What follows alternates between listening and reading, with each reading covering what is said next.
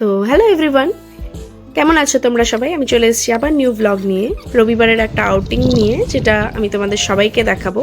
বেরিয়ে পড়েছি স্কুটি নিয়ে সাজুগুজু করে আমার ফ্রেন্ডদের উদ্দেশ্যে। ওরা আমার জন্য ওয়েট করছে, তো দেখো ওদের কাছেও চলে এসেছি। আমাদের তিনজনের থিম ছিল একই রকম টি শার্ট, একই রকম ইয়াররিং উইথ ক্যাপ। তো এক জায়গায় আমরা দাঁড়িয়ে পড়েছিলাম ফটো ভিডিও করব বলে। সব কিছু সেরে নেওয়ার পর আমরা চলে গেলাম পেছনেই বড় পার্ক আছে বালুরঘাটের, ওইখানে আমরা পৌঁছে গেছিলাম। আর ওখানে তো অনেক প্ল্যান ছিল, আজকে অনেক ফটো অনেক ভিডিও করব, অবশ্যই করেছি। তারপরে এই দেখো পার্কটা দেখতে দারুণ লাগছিল, ফুল টুলগুলো দিয়ে জাস্ট দারুণ। তোমরা একটু এই সময়টা ঘুরে আসতে পারো, কারণ ঠান্ডা শেষ হওয়ার সময় এই সময়টা পার্কটা দেখতে খুব সুন্দর লাগে। তারপরে তো গাছগুলোর অবস্থা ভীষণ খারাপ হয়ে যায়, তো আমিও একটু হাঁটি হাঁটি পায়ে নিজেকে দেখিয়ে দিলাম। আর তারপরে দেখো ওরা ফটো ভিডিও করে দুজন মিলে হাঁপিয়ে গেছে। বসে গল্প করতে করতেই ওরা একটু নাচ করে দেখিয়ে নিল যেহেতু আমি ভিডিও করছি। আর তারপরে এই দেখো আমার ছবি তোলার স্টাইল কি বাজে। যাই হোক, এইভাবেই আমরা মজা করি নিজেদের মধ্যে, আদারওয়াইজ রবিবারটা খুব বাজে কাটতো। তো তারপরেই তো আমাদের সব কিছু হয়ে যাওয়ার পর আমরা পার্ক থেকে বেরিয়ে পড়েছি। বেরিয়ে একটু সবাই টাটা বাই বাইও করে দিলাম। তারপরে আমাদের উদ্দেশ্য ছিল একটা চায়ের দোকান। আমরা প্রত্যেক রবিবারে চায়ের দোকানে যাই, কারণ আমাদের মধ্যে একটা ফ্রেন্ড আছে যার শরীর ভীষণ খারাপ জন্য ও বাইরের কোনো রিচ খাবার খায় না। তো ওকে ছাড়া তো আমরা খেতে পারি না, তাই জন্য আমরা প্রত্যেকদিন চায়ের দোকানে যাই। তো বেরিয়ে পড়েছিলাম তিনজন মিলে আবারও চায়ের দোকানে গেলাম। চায়ের দোকানটা হচ্ছে বালুরঘাট সিটি সেন্টারের অপোজিটে। সেখানে একটা দিদুন পাগলিগঞ্জ থেকে এসে চায়ের দোকানটা করে, ভীষণ ভালো চা বানায়। ওখানে মালাই টোস্ট থেকে শুরু করে চিপস চকলেট সব কিছুই পাওয়া যাবে। তোমরা যারা যাওনি তারা অবশ্যই যেও।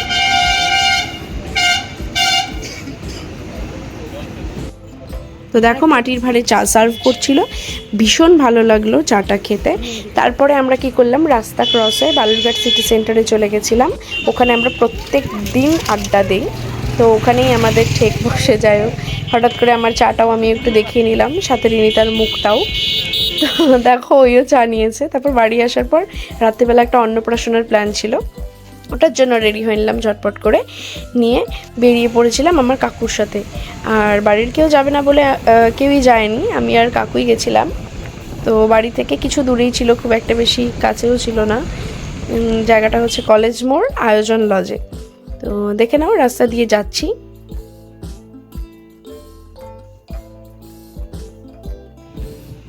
তো পৌঁছে গেছি ডেস্টিনেশনে, দেখতে থাকো, আমি বাকিটা পুরোটা দেখাবো তোমাদের সবাইকে।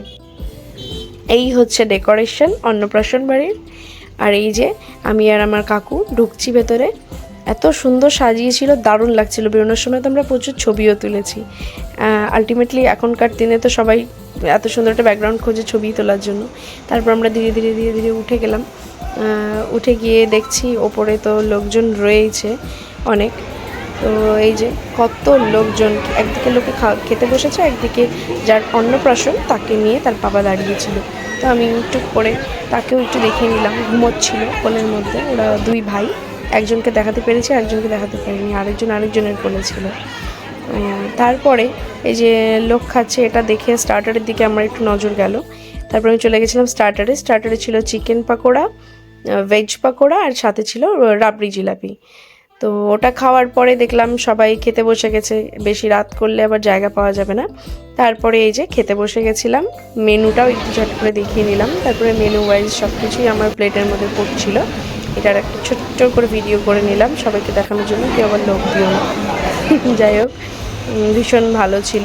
তারপরে এই যে আইসক্রিমও পেয়ে গেছিলাম, নিয়ে বেরিয়ে পড়লাম। বেরিয়ে বাড়ির উদ্দেশ্যে রওনা দিলাম আবার কাকুর সাথে। তারপরে এই যে বাড়ির রাস্তায় চলেও এসেছি।